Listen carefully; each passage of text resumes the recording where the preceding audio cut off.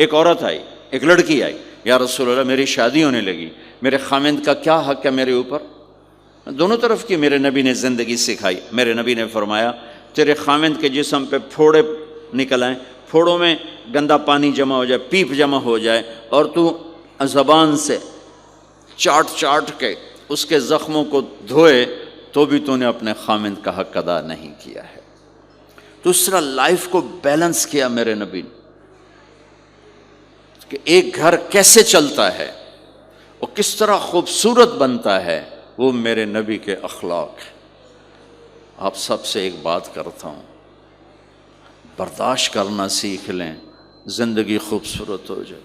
صرف سارے اخلاق کو میں جمع کروں ایک لفظ میں، برداشت، اور اس کو شریعت میں صبر۔ صبر کرنا سیکھ لیں، زندگی خوبصورت ہو جائے گی۔ بچیاں ساس کی شکایت کر رہی ہوتی ہیں، کبھی خامند کی شکایت کر رہی ہوتی ہیں، کبھی اولاد ماں باپ کی شکایت کر رہی ہوتی ہے، کبھی اولاد ماں باپ کی شکایت کر رہے ہوتے ہیں۔ شکایتوں سے جہان بھرا پڑا ہے۔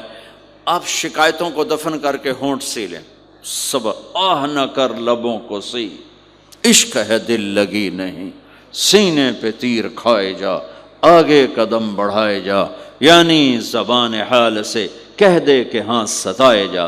جو ستاتا ہے چپ ہو جاؤ، جو ستاتا ہے چپ ہو جاؤ۔ اللہ کی قسم آپ ایسی طاقت بنو گے کہ پہاڑ بھی راستہ دیں گے۔ سب سے مشکل رشتہ خامند اور بیوی ہے۔ سینکڑوں آیات اس کے لیے اللہ نے اتاری، ماں باپ کے لیے چند آیات، اولاد کے لیے چند آیات، بہن بھائیوں کے لیے چند آیات ہے، خامند اور بیوی کے لیے قرآن پڑا ہے، پوری سورت اتاری ہے اور سینکڑوں آیات اتاری۔ چونکہ ایک اس رشتے کی اہمیت، ایک اس کی نزاکت اور کمزوری کہ کوئی رشتہ ٹوٹتا نہیں سوائے خامد اور بیوی کے۔ میں ماں کا بیٹا ہوں، باپ کا بیٹا ہوں، اچھا ہوں یا برا ہوں، انہی کا ہوں۔ میرا نسب میری نافرمانی سے بدل نہیں سکتا۔ میں اللہ بخش کا بیٹا ہوں، میرا یہ نسب بدل نہیں سکتا، اچھا ہوں یا برا ہوں۔ اللہ ان کی قبر روشن کرے۔ خامد اور بیوی کا رشتہ ایک بول پہ ٹوٹ جاتا ہے، ایک بول پہ ٹوٹ جاتا ہے۔ اس لیے اس کو بچانے کے لیے آیات آیات آیات، اور میرے نبی کی شادیاں کہ کس طرح ایک گھر کو لے کے چلتے ہیں، کس طرح ہر مزاج کی عورت کے ساتھ سلوک کرتے ہیں۔ جہاد کا سفر، کاروباری سفر نہیں، میرے نبی کا، اور چلنے لگے، اعلان ہوا کوچ کرو، سب نے سواریاں کس لیں، سامان کس لیا، یوں چلنے کا حکم ہو رہا ہے۔ اور حضرت عائشہ رضی اللہ نے اپنا یوں دیکھا، اونٹنی پہ بیٹھ گئی تھیں، ہار کوئی نہیں۔ یا رسول اللہ میرا تو ہار کوئی نہیں، میرا ہار گم ہو گیا ہے، میرا ہار تلاش کریں، ہم پھر چلیں گے۔ تو میرے نبی کہتے تو وڈی آئی نواب زادی، میں جہاد تے بہ جانا تینوں ہار دی پائے گی، چل اگو لگ۔ میرے نبی نے کہا چلو بھائی عائشہ کا ہار تلاش کرو۔ اللہ کی قسم میں جب یہ واقعات پڑھتا ہوں یا سناتا ہوں، میں خود حیرت میں ڈوبا ہوتا ہوں کہ کیا کر دیا میرے نبی نے۔ جہاد کا سفر، اور میرے نبی کا ہار تلاش کرو بھائی، اب سارے ہار تلاش کر رہے ہیں۔ اس دن چھپ گیا، ہار کی تلاش تو بند ہو گئی اور سفر بھی بند، چونکہ اندھیرے میں کہاں جائیں گے۔ اور آپ کے ماتھے پہ شکن، عائشہ تیری وجہ سے ساری مصیبت ہے، اللہ دے بندی تو ہار دے مگر پہ گئی، کیڑی گل ہے ہار دی؟ ایک لفظ نہیں فرمایا۔ سارے قافلے نے قیام کیا۔ عشاء تک تو پانی تھا، وضو کا پانی ختم ہو گیا، عشاء مغرب عشاء پڑی اکٹھی تو پانی ختم ہو گیا۔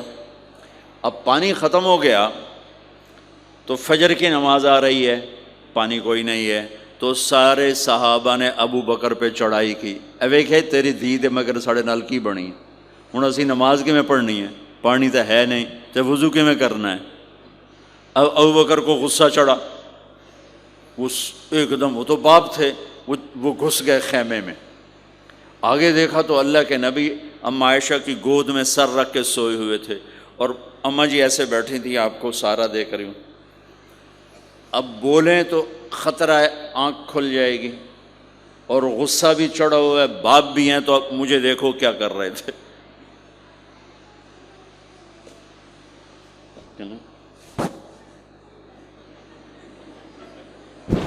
تیرے جو اور پھر یوں ماری زور سے انگلی بیٹی کے نا یہاں، پہلے یوں کرتے پھر ایسے ماری زور سے. وہ کہنے کہ میں ایسے سخت ہو گئی تاکہ میں ایسے نہ ہوں کہ اگر میں تھوڑا حرکت کی تو اللہ کے نبی کی آنکھ کھل جائے گی. تو ماری گیا ٹھا ٹھا ٹھا، وہ منہ سے کہہ رہے اور وہ ایسا کر کے بیٹھی چمک، غصے میں باہر چلے. اب آپ کی آنکھ کھلی فجر پر تو عائشہ نے کہا یا رسول اللہ وہ تو باہر تو بڑا مسئلہ ہو گیا ہے، پانی کوئی نہیں ہے اور نماز کا وقت ہو گیا ہے، وضو کیسے کریں؟ سبحان اللہ. اللہ نے قانون بدل دیا. دنیا میں پہلی دفعہ ہونے لگا ہے. 1,24,000 نبی آئے، پانی نہ علی وضو ہو سکتا ہے، اس کے علاوہ نہیں ہو سکتا. میرے اللہ نے قرآن اتارا فَإِن لَّمْ تَجِدُوا مَاءً فَتَيَمَّمُوا صَعِيدًا طَيِّبًا فَامْسَحُوا بِوُجُوهِكُمْ وَأَيْدِيكُمْ مِنْهُ.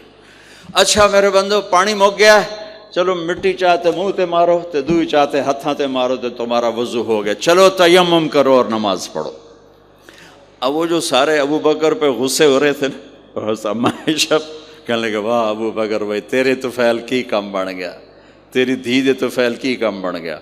تو اسید بن حزیر پہلے ذرا زیادہ گرم ہوئے تھے. تو وہی ابو بکر تیرے گھر کی یہ پہلی برکت نہیں ہے، پہلے بھی بہت شمار برکتیں تیرے گھر کی طفیل امت کو ملی ہیں. تو اللہ نے تیمم کی آیت اتار دی. حضرت عائشہ کو ڈانٹ پلانے کی آیت نہیں آئی کہ میرے نبی تیری بیگم کے ہار کی وجہ سے میرے دین کا کام رک گیا اور میرے بندوں کی نماز خراب ہو گئی اور ان کو پانی سے محروم ہونا پڑا. میں قربان جاؤں اپنے رب پر، اپنے حبیب پر، اس ماں عائشہ پر.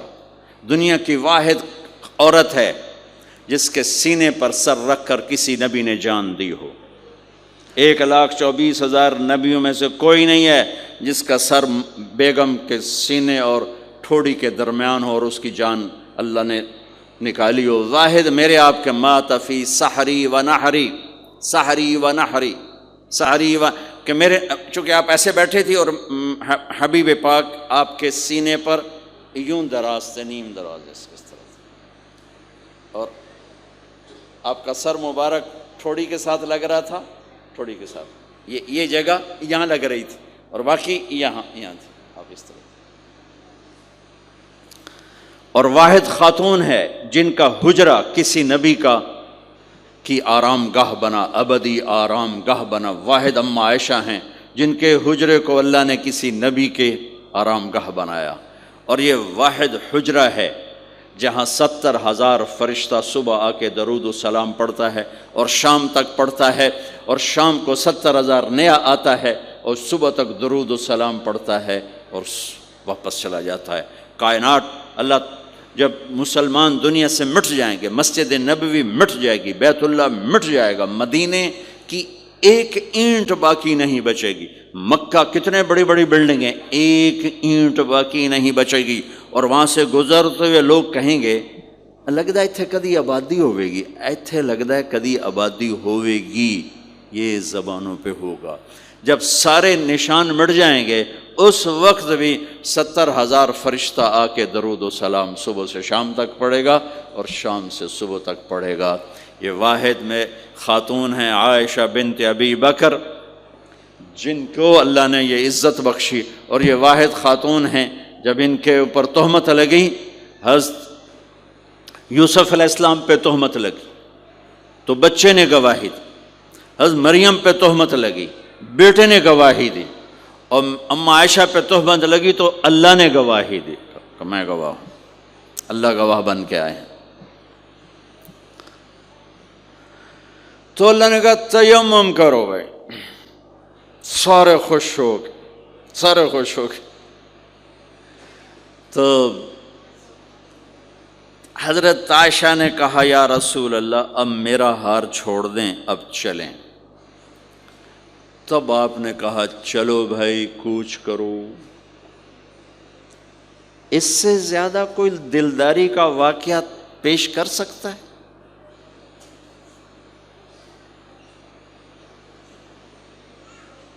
سبحان اللہ۔ اور جب اونٹنی کو اٹھایا گیا وہ ہار کا دھاگا ٹوٹا اور پھسل کے اونٹنی کے نیچے چلا گیا، وہ سارے کھبے سجے ویندے رہ گئے، ہار نیچے پڑا تھا۔ جب اونٹنی کو اٹھایا تو ہار نیچے سے نکلا، تو صاحب نے کہا لے بھی عائشہ اے تیرا ہار بھی لب گیا۔ یہ دلداری ہے میرے نبی کی، یہ ہمیں سکھایا۔ کہیں عورتوں کی بدتمیزی بھی انتہا کو پہنچی ہوتی ہے اور وہ اپنے گھر اجاڑ دیتی ہیں اپنی زبان کی شدت کی وجہ سے، اپنی بد اخلاقی کی وجہ سے، لیکن کوئی زیادہ معاملہ مردوں کی طرف سے خراب ہوتا ہے تو شریعت نے بھی اس کو زیادہ بیان کیا اور میرے نبی نے بھی اس کو اجاگر کیا۔